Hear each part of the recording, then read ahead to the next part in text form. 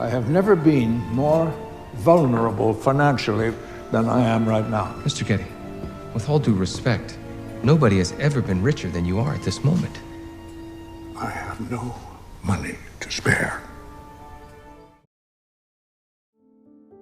Ridley Scott's All the Money in the World is a flawed yet fascinating takedown of capitalism, with a focus on the super rich.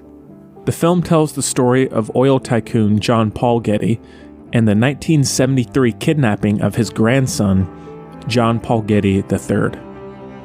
To get his relative back, the kidnappers asked for $17 million. This, of course, is a massive sum of money, but to Getty, who was at one point the richest person in history, it was nothing. Pocket change.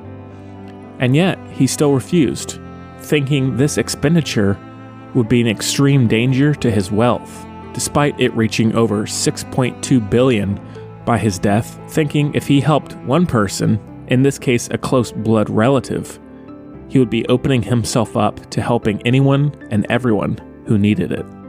The character's mentality is so despicable, acting as if this kidnapping was as trivial as bargaining with a shopkeeper.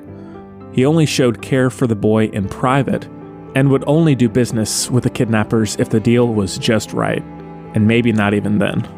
From a cinematic standpoint, however, this is fascinating.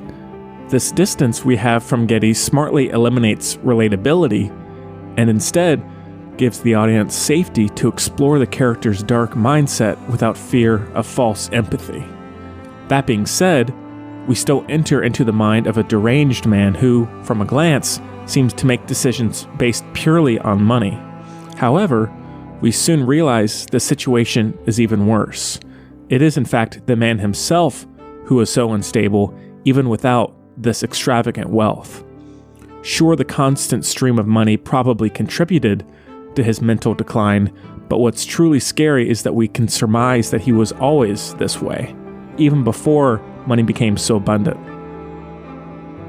In the end, All the Money in the World gives us a frighteningly real and timely look at how money can affect someone's mind, but also the tragedy of who they might bring down with them.